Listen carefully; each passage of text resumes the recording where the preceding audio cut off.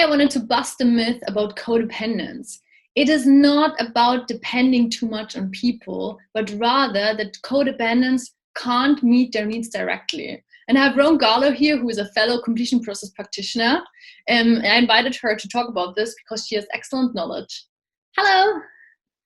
Hey everybody, I have a YouTube channel just under my name, Rowan Garlow, and I'm really excited to be chatting with you about this today because I think codependency is something a lot of people research on the internet, they want to know about, and if they do finally realize that maybe codependency is something they struggle with, they don't know what does that mean for them and how do they heal that. So today we're going to talk about the common myth and what the reality of codependency actually is, where it stems from, and then what do we do? Exactly. Like when I research codependency on YouTube, every single video says that codependency is about depending on a partner. It's about that we can't live with any other people. And basically the what people always are saying is that we have to be independent and blah, blah, blah. But actually, it's not the real problem. The real problem is not being dependent, but that you can't fulfill your needs in a direct way. And so I wanted to ask you, Rowan, because I think you know really well, how is the codependent created? Yeah, so the codependent is created because in childhood, we have our own wants, needs, and desires. And because we're part of this social group, as soon as we realize that by being part of this social group, only some of our needs are okay, some of them are not okay. So the person that can survive in the way of getting rid of their own needs by basically, but the thing is they still have needs, they still have to get them met. So they get their own needs met by meeting other people's needs. And so for most codependents, they're totally disconnected from what their actual need is because their wires are all about, I just need to please you, make you happy so that I can get what I want from you. So it's all about getting, like you were saying, getting your needs met indirectly, but it comes from a space of really having had no choice but to realize that people were not going to just directly meet your needs. There was something that you had to do for someone else. Yeah, exactly. And I think that this ties in with self-sacrifice because people always think that the codependent is the one that is self-sacrificing and is the one that is thinking about something else as someone else, and that also that they are somehow like the good people, you know, and the ones that are like the victims of the situation. But what I really want people to understand is that there is nothing like not being a selfish person because, as you just explained, everyone wants to and needs to and should fulfill their own needs. Like that's really, really good. You know, if everyone would directly go for what they wanted, I think we would live in a very happy world. But because there is this really, it's looked as good, you know, the self-sacrifice, and the codependents are somehow looked as the poor people. And I would really empower the codependents to realize that there is nothing valuable about not going directly for what you need, because what actually happens if you don't do that is that you become a very, very unhappy person, and you will really, really have very bad relationships. Yeah. And a lot of times the codependents end up resenting the person that they're in a relationship with, who is typically the narcissist, because they're not attuned to, but they're not, and it's not their fault, but they're not showing up in the relationship. The codependent's not showing up in the relationship with their authentic needs at the table. So it's sort of well, how can you expect somebody to authentically meet your needs if you're not showing up with them? It's not your fault that you don't have them or that you don't know what they are, and that you have beliefs that tell you that it's not even possible for you to get those needs met, but that it makes having a relationship very difficult. Because if we can really show up with what we need and we know what that is, we're much more likely for someone to know whether that person is even capable of meeting that need or not. Otherwise we're just playing out these roles. Yeah, totally. And I also think that often the codependents are the ones that make people really miserable because they make you feel very guilty because Yeah. they're the typical self-sacrifices, right? Like the mom, for example, in the family who's always just doing everything for everyone else, and then the kids and the husband feel like they have no right to criticize her, for example, or if she did something wrong, then she says, oh, but I'm like giving my life for them. And I think it's really time for our society to really look at that and let go of this whole victim perpetrator dynamic, because it actually doesn't serve us at all. Yeah, I completely agree. And I think both people in the situation, the narcissist or the codependent, they're potentially, they're both victims at some point in their life. And it is, the codependent is the one that gets seen as like, oh, poor you. And, it's so bad that people are abusing you this way. But, the codependent is all about really letting that happen, because they know that by letting it happen, they're going to get what they want. And in a lot of cases, especially in a narcissistic relationship, what they're getting is security that that person is not going to leave them. And so that's where some of that term codependency comes from. And like when people start putting, dependence, it's like they're meeting other people's needs to safely and securely make sure that that person needs them so much that they won't leave them. So oftentimes the narcissist in the situation is also just as dependent, because they're dependent on the narcissistic supply that they're getting from the codependent. And the codependent's like, yeah, I'll gladly give you that narcissistic supply as long as you never fucking leave me. Yeah, absolutely. I think that, like, yeah, you can see that in a relationship, for example, with an addict. Yeah, that's where the term comes from, right? But also in a family where there's, for example, a sick child.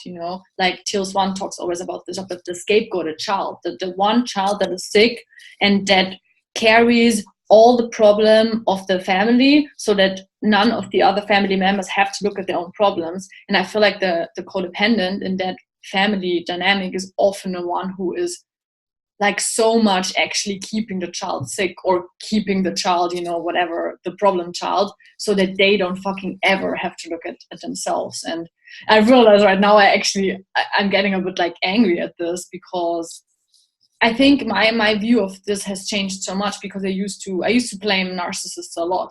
I have some experience with narcissists and I used to always blame them, but now I understand more and more that the codependent actually often has a really big role in making these family dynamics like so unhealthy and so painful. Yeah. Yeah, it's totally the codependent that's enabling that. And we'll say like you said, look, aren't I so good? I brought my sick child into therapy. Like, she's really needs help. Look how damaged she is. And they want the praise of like, wow, you're so amazing. All the while they're getting that need met, right? The need is, I need people to see me as good and that I'm, helping my family, when the reality is so starkly different from that. And so because they don't want to look at that reality, they've got to find ways to validate this self-concept. Yeah, absolutely. When I grew up, I remember that I was a little bit enmeshed by my mom, and I think she always asked me to be nice to people, to help people, and it was so interesting, because I realized that my sensitivity and empathy was actually created because I was so hyper aware as a child, because it was a bit like emotionally unsafe. But basically I was always told, oh, you're so sensitive and empathic and nice, so you have to be this way. And I think I realized that when I'm like this, first of all, I get kind of like, my mom tells me that, I'm a good person, but also other people like find me then nice, so yeah, I think that's definitely part of it, is like, as a culture, we breed codependency.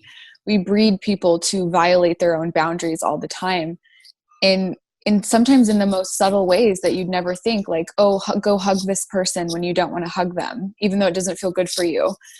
And enmeshment completely, because there's so many times where you have a boundary and then the person's like, well, that's bad. You can't want that or need that. And so you just start to adapt to what everything else is. And then when you're an adult, what that looks like is people who get their boundaries violated, or they're violating their own boundaries, and then they're like missing that whole portion, and all they're left with is the emotional feeling afterwards of like, why do I don't feel good in my relationships. I don't feel good in how, like, what's being done to me in the moment, or it can play out in sex or something, for example, like letting people go farther than what you're comfortable with, because it's such an ingrained part to even just bulldoze over those boundaries, because we have these mechanisms inside of us that tell us when something's not right for us.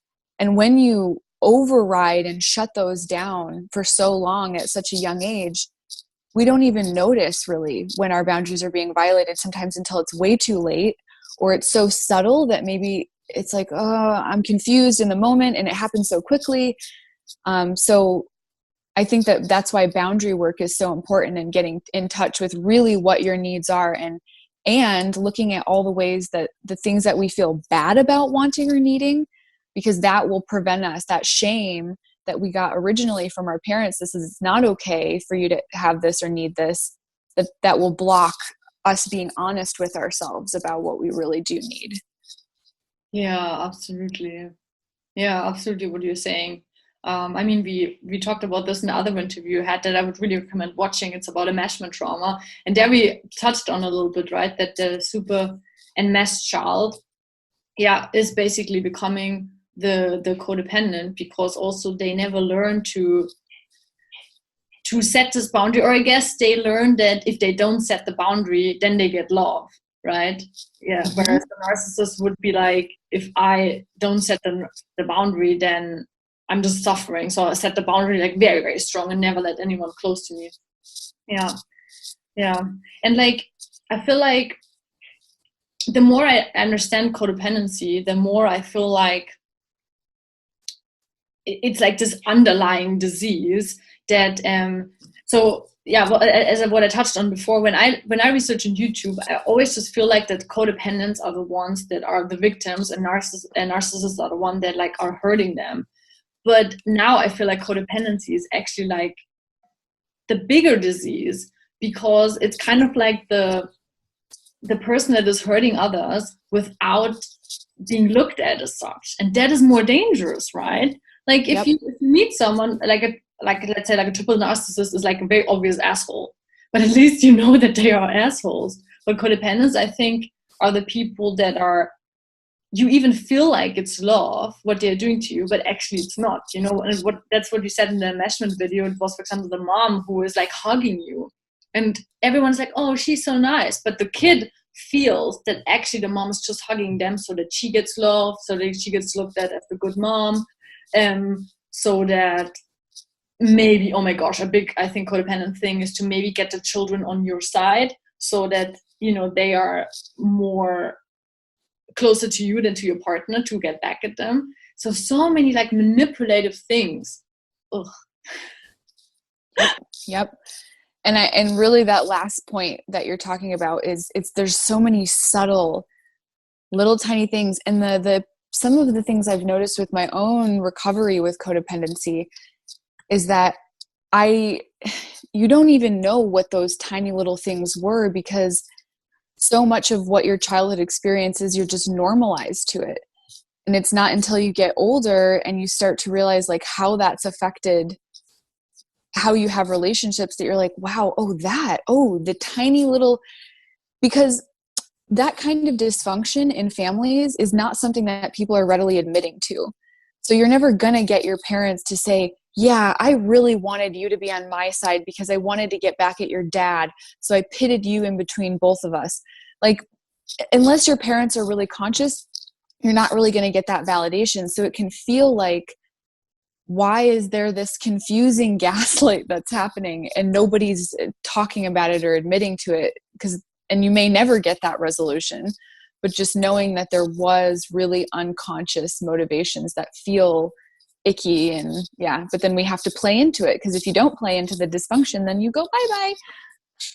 Yeah, exactly. And also I think it is so deeply ingrained in culture. Like, for example, the codependent narcissist relationship is so often has to do with gender, that typically like the mom is more the codependent and dad is more the narcissist. Why? Because women did not have power. So they took power in the household. Their power was to be the one that is close with the kids, to be the one that, she has to manipulatively try to gain power, because otherwise she doesn't have it, obviously. And so, when it is so cultural, it's like people do not even like think about it. They don't even, because it's like normal. And I think also that then often, for example, the woman would even say like, my life is anyway so bad. Now you're even also like criticizing me. And I found that these are like the worst dynamics if it's so culturally ingrained. Yeah. I really, really like that you're talking about gender, because it's so true. That's exactly what happened, was women had to take power back in the household. So we had to do it in manipulative and covert ways. And I think, again, like going back to this whole thing on sex and codependency, there's been like really only recently where women are starting in history to talk about what feels good for them in sex. And really before, it was like it's like women many times weren't having orgasms or anything like that, because there was no connection into talking about needs and what people need. And there was just like, I think that sex in our culture is like an example of how we're starting to get really honest with what our needs are, instead of just giving our partner, for example, the satisfaction of feeling like they did something to please us, when in reality we're not pleased by them, so that they can continue. You know what I mean? Like, I'm sure I've done that. There have been times when I was much younger where I made somebody think that they gave me an orgasm because I thought that that's what they wanted. They wanted me to be happy. It had nothing to do with my own genuine happiness or something. That's just something I think about when we talk about gender dynamics and expressing needs. And I think that there's also, if you want to flip it around the other way around, like for men, there's a lot of needs that men have that they don't feel like they can express either, because that would somehow make them bad or wrong. And when we need to get honest about that too. Absolutely. Yes, I absolutely agree. Like, sexuality is such a big topic, and especially because it's such a shadow topic. Like, you know what I mean? I feel like society is slowly catching up with, like emotional needs and just, of course, equality with rights in the household and stuff, with working. But sexuality is still so shunned upon. And I grew up in the middle class, white, German community, and you would think that everyone is so emancipated. Oh my gosh, not at all. What you just said, with like pleasing the partner, and even being still so shy with periods, with orgasms, like with all these things, even looking at your vagina. I mean, I realized the other day I never even looked at my vagina. I don't know how we came to the topic, but that is so codependent, absolutely, because we are still so ingrained. And I think we have to stop thinking that we are so far in our development, and also that something that is so deeply ingrained, like the gender roles, will just shift in 50 years. It will not happen, it will still take a lot of time. But I think that for me as a feminist, a big turning point of mine was to understand, how am I hurting men? And that is a lot with healing from codependency, that I am not emotionally manipulating, that I'm not using, because I often was better at communicating than men, and that I kind of like confuse them, and put them in the corner of being the asshole, that I'm looking for a compatible partner. That's also very important, that wants to actually meet my needs, and that I stopped seeing the narcissist as this horrible, abusive person, but instead that they are as traumatized as I am. They are just as me, trying to, find love and find connection. And one actually so beautiful thing happened since I'm doing this, is that my relationship with my father has skyrocketed, like so Wow. incredibly much. You know what I'm doing there? Just a little side note. I'm like validating him the whole time, and it works so much. Wow. Yes. I'm curious to know, just side note, if your dad was like, was he a narcissist growing up? Like, would that, yeah, that's amazing. That's crazy. Wow. Yeah, like he was always the narcissist and my mom the codependent, and I always put him into the role of being like the bad guy, and I had really big problems. But now I started to heal this whole thing, and I realized that actually my mom was manipulating me actually away from him, you know, and not her fault. She is fucking lonely. I actually did parts with both of them, which was like the most healing experience ever. Yes, I do this now with every one of my clients. I do parts work where, you know, you are your parents. And that was so incredible because I realized what they are really about. And with my dad now, it's like there is a whole lot of, I feel like everything he was telling me, I perceived through a filter. Yeah, and now that I've healed this, I can really connect to sensitivity, which is so beautiful. And I realized that he was always the one being in the corner of the family. He was basically scapegoated by all of us because instead of him being codependent, you know, he was setting really strict boundaries. But the thing is for me also, like, actually both narcissist and codependent have such good qualities. And to me, being able to heal my codependence and realizing how I am narcissist made me actually realize that some of the narcissist qualities are so good for me. You know, like they make me have really strict boundaries.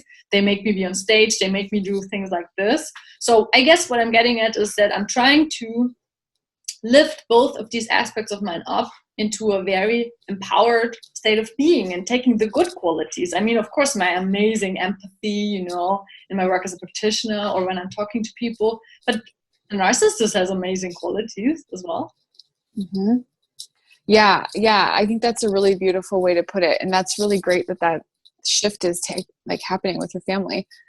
So I had the same family dynamic with the dad was the narcissist, mom was the codependent, and also the same realization where I had been constantly pitted against my dad, the narcissist. It was like everything bad, you're terrible.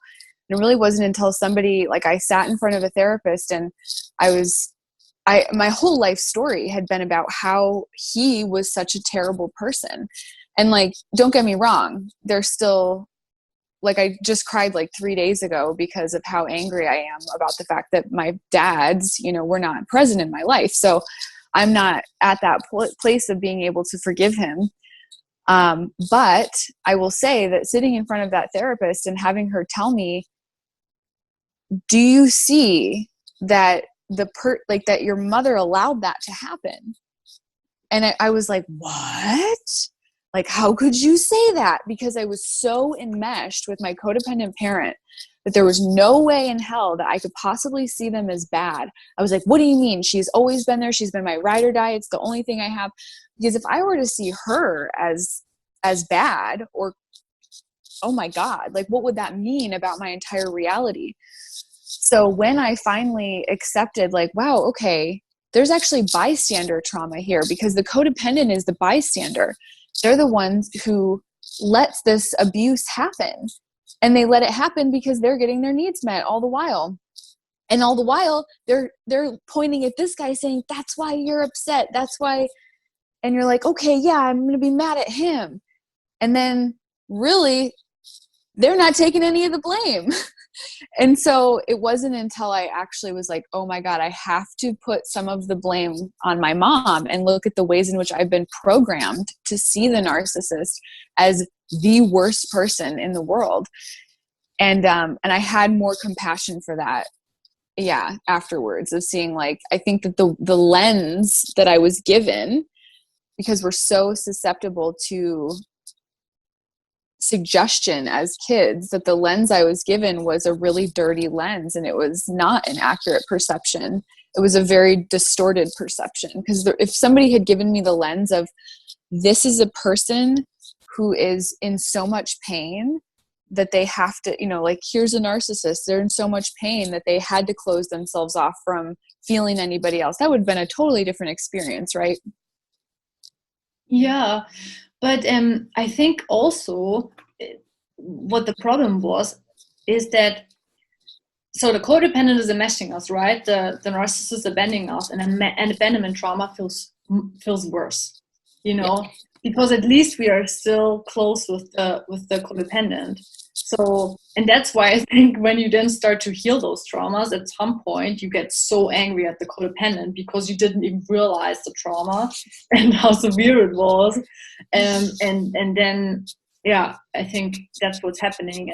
And I have the same thing, with the abandonment. Sometimes, like, it really comes up more, but I think it's beautiful for me because I realized that my dad has the same thing, like he feels he has like no one really because he can't let them close. And now, it's like a time, I don't know, I think it's a real big healing experience for me. And that is, it's like the best, when something was so stuck. Yeah, absolutely. Yeah, it is. I have good news though about like my relationship with my codependent mother. So I was able to have like multiple moments of really expressing to her, like, wow, I'm so mad at you for the fact that you, and then what's interesting, because I want to talk about this, because if anyone deals with this, if you have a codependent parent, and because typically, not always, but typically they're the person that's going to be more open. You probably already have a relationship with them. It might be easier for you to talk to them about healing and what's happening. And what I noticed was that she immediately started crying, and she was like really upset and hysterical and like, I did my best, and like started going to this, like, I'm so sorry. And I realized in that moment that even that was an attempt to keep herself good, that she needed to be the victim of like, oh, and like, okay, like on the one hand, she was genuinely in pain and she genuinely did not want to have hurt me. But I had to stop her again. So notice that if you go to talk to a codependent and they flip the script on you again, and there's like oh, how could you say that? I'm so sorry and I feel so hurt. And they make it all about them again. And it's not about your feelings. Then just notice that and say, hey, again, now you're talking about your experience, and I'm really needing you to be present with how I'm feeling. Like, this is not about the fact that you did the best you could. I understand that. You need to be here for my upset. So that's just what I want to put that out there. Oh, I think that is such a good tip. Yeah, absolutely. Because I think that there, like, this, our cultural values of this, that self-sacrifice is good, and that the victim mentality is like helping them. But also, I think, you doing that is really actually so good for your mom, and for any codependent. Like, if you really help them to see that, because of course it is super painful to, to look at our shadows, and especially if we are parents, because of course we love our children, we don't want to do that, but it is so important that we understand how we've hurt people. And I can say I acted narcissistic, I acted codependent, and know that I've hurt people, but understanding this will help me to not do it in the future again. And especially to become really free and to not do this, because as you said before, it's about not being able to meet your needs directly. And so imagine, guys, if you feel like you have maybe codependent issues, and let's say in relationships, your need is to get praise or something. That could be maybe a good one. Like, you don't need to be the perfect housewife, or you don't need to be the perfect cook, or be the perfect mom to get praise. You can just find a partner who praises you for whatever you want to be praised for. That is real liberation. Going for what you really, really want and asking for it directly, and not manipulating. Like, that really needs to stop. Yeah. That's like the highlight. That should just be the highlighted key of this whole thing, is exactly what you just said. And I don't think that I could have said that any better. Because what Rowan before said is boundaries. Like, boundaries are basically the cure for codependency and also narcissism, actually. And what people don't understand is boundaries are not just what you don't want. Boundaries are also what you want. Boundaries are basically a personal preference, a choice. It's all what makes you a separate person from another person. So if you get that, if you understand how to set boundaries, how to communicate them in a super, just in the normal way, you will not have problems anymore with codependency. Yeah, it's liberating. I like that word. It's freeing. And I think when people are starting to assert their boundaries in ways, like there needs to be two things that are happening. Like, first of all, because of the ingrained fear of what the response will be, like there's going to be a disconnection, there's going to be a pull away, right? Like anticipate that might happen. Anticipate that when you draw a boundary of a personal sense of self, whatever that is, what feels good for you, that there's a high percentage, there's a likelihood, right, that somebody might not accept that boundary and decide to move away from you. And so seeing that as an opportunity of, oh, I'm really glad that now it's clear. I don't need to share space with somebody that can't meet my needs. That's a positive thing, right? Instead of an abandonment of that person going away, it's a conscious choice to no longer be in relationship where you can't get your needs met. So it is really liberating, and it's scary at first. So know that, bring your fear with you, that part of you really fears that person might reject you, but know in the end, it's only bringing you closer to people who are going to be able to meet your needs and are going to jump for joy to do it because it feels good for them. Yeah. Wow. And that's such a good point, because I did a Q&A the other day and someone asked me about how you know if someone is compatible to you. And I told them that when someone is compatible, if they want to meet your needs, if they are enjoying giving you what you need, and I used, and my boyfriend was like, oh, but isn't that a codependent thing? And I was like, no, it's not a codependent thing. It is a compatibility thing. So, for example, my boyfriend loves cook. It makes him feel masculine, like a provider, like he is creative, like this. And I love being cooked for. Like, it makes me feel super fucking happy and provided for. And, I don't know, food is like love for me and all these things. And so in so many of these ways, we are so compatible because, or for example, I love giving advice. I love going with people, in the shadow, doing completion process and so what. And he loves my advice. He really cherishes this like priestess part of me. And he loves someone telling him these things. So, and I so often had partners that were like hating this about me, that I always told them what to do, because it's just, it's my skill. I can see what's wrong with you. Man, if you don't like me seeing you, you don't like being with me. And that is also the thing, what I think a lot of people, when they are stuck in these patterns of codependency and narcissism, it's like, oh, but like, how can I ever find someone that will not be like this? Yes, you can find him if you just have someone where it's not a question that your needs are gonna be met. Because of course you can't be with someone that doesn't like to do things for you that you really need. It's impossible, isn't it? Mm-hmm. Yeah. And I think also if people are looking for another like really practical way to process some of this, like there's just the layers around even being able to have boundaries and needs. Cause I just started talking to this woman who's like much older in life and she's severely codependent. And it's like, how do we even like, she's like, I don't know what my boundary is compared to my husband's. She genuinely doesn't know what feels good for her versus someone else. So like, I think that there's layers around that we deal with first, which is like, when was it first not okay for you? Like, go into the feeling of even like, cause for some people, I think it would be a panic to like realize that they don't even have a sense of self.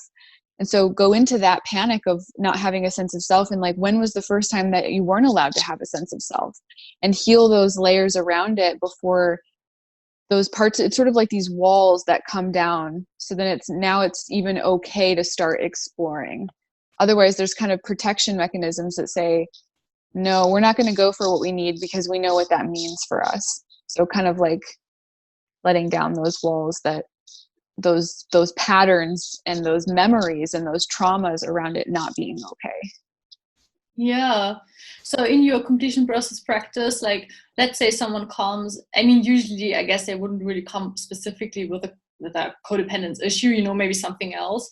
And then, so what we said before, guys, codependency is created through childhood trauma, essentially through a dysfunctional family household where the trauma was that you couldn't have boundaries, you know, like that your own decisions and personality wishes were not okay.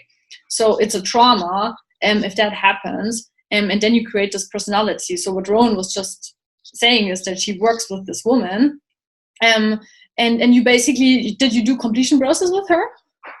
No, so this is new. This is a new person. I haven't had the opportunity to, but what I'm saying is that that's where we're going to start. I'm just going to start with working with the layers that are even protecting a person from even being in touch with the fact that they have their own needs at all in the first place. Sort of like the preamble. It's like, what do we do with people who are dissociated but are looking to heal trauma? Like, well, we have to deal with the layers around what is making it unsafe to feel in the first place. So it's sort of like, you know, we have to start way over here before we can get to the feelings. We have to start with what's preventing us from having needs before we can get to the needs. Yeah, especially if someone is really, like older and they have done this like their whole life. I can imagine that it really, it really goes deep. Something else I want to say, which I'm so glad you just brought this up about, you know, when people are older, like this stuff takes time. Like healing these type of deeply ingrained patterns, no matter what the pattern is, if it's narcissism, codependency, addiction, and these are all ways of having relationships with ourselves or not having a relationship with ourselves if we're looking at addiction and isolation.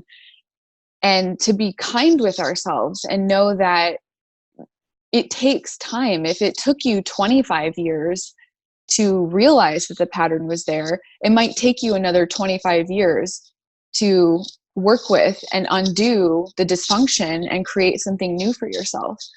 So, I mean, even myself, being somebody who knows this, like I still have this internal part that has this expectation that, oh, now that I understand this, great, I watched this video on codependency, I get it, now I'm going to have boundaries and I'm just going to go out and it's going to be fine. And it's absolutely insane and abusive to expect that of yourself. You have to continuously bump up against those circumstances that really call for you to have boundaries and notice. And it's just about noticing, okay, and if you let it happen and you slip back into those old patterns, know that that's going to happen and say, oh, okay, that's what this is. And just kindly bringing yourself back. Because even though I say that, there's still going to be myself and everyone else who has that inner general that's like, you need to heal this pattern. You need to do better. So if you're watching this, you obviously care about your own mental health. Be kind with yourself. This shit takes time. And really, the better it gets, the better it gets. Like I loved hearing Teal say that because it's true. Even if you go back into the same pattern and you end up in another codependent relationship or whatever, it's different this time. It's always different. You have a little bit more awareness and just let yourself become aware it's happening. Yeah, absolutely. It is so important that we remember this. And also that, it is basically something that is so ingrained in you, you know, it's like you would have maybe like a back issue or something that lets you walk not straight. So like overcoming this or integrating this essentially, because I also think that like both of these, when I think about it, both of these traits, codependency and narcissism, actually have a really kind of like maybe like a evolved state, or they have like such positive traits of them. So it's not even to get rid of them, but maybe to lifting them up into their highest form, because in their highest form, as I said before, codependency is like empathy and really getting other people, being in tune with them. So I think if you can like heal it in a way that you can consciously choose to use it from time to time, I think that would be like super beautiful. Yeah, that is, I love that. It's so important that we take a homeopathic dose of all of these things. And the exalted form of that is that it has value. It wouldn't exist if it didn't have value. And so there's, codependency is on a spectrum. And if you back far enough off from the dysfunction of it, like you said, you get this beautiful ability to be connected in a healthy way. And then when you back off from narcissism far enough, you can see how having a personal boundary and a sense of self is in a healthy way. Yeah, totally. Yeah. So it is and like amazing entertainers have been narcissists, right? I mean, it is beautiful when someone, really. I mean, I can see that, when someone is like so I guess I feel very good about this because I see this in myself, I mean, you as well, like you're an entertainer, and that's beautiful because when someone can really stand in themselves and just like appreciate their qualities, I think I love it. And for example, like talking about my mom and her positive qualities, and I think a lot of people can relate to this. Like, I mean, she had like the most sensitive heart, she was really feeling when there was something up with me, and she was always crying at these like kids movies. I found it always so funny. And she was cooking with love, and so of course this codependency also in my upbringing had a lot of like positive traits with it. But yeah, for our healing, I think it is really important to see the good and the bad, the positive and the negative. And I think your video just okay, cool. Yeah. Oh my God, such a beautiful, I just love talking to you. Yeah, I love talking to you too. This feels like it has a sense of completion to it. Like this is, I feel like that we touched on the really important things about codependency and about working with your own boundaries. Maybe one other thing to mention, if boundaries are something that you struggle with, that I've heard Teal talk about, is really treating every day like it's a new day, and treating everything that you're eating and drinking and touching and seeing and tasting is all from the perspective of a new, like always checking in with yourself. Do I like this? What does this feel like for me? Knowing that sometimes we decided a long time ago that, like, just think about a food, for example. You decide when you're 15 that you fucking hate bell peppers and watermelon and that it's disgusting. And then you retry it again 3 years later, it's still disgusting. But then maybe when, like me now, I suddenly started liking bell peppers and watermelon.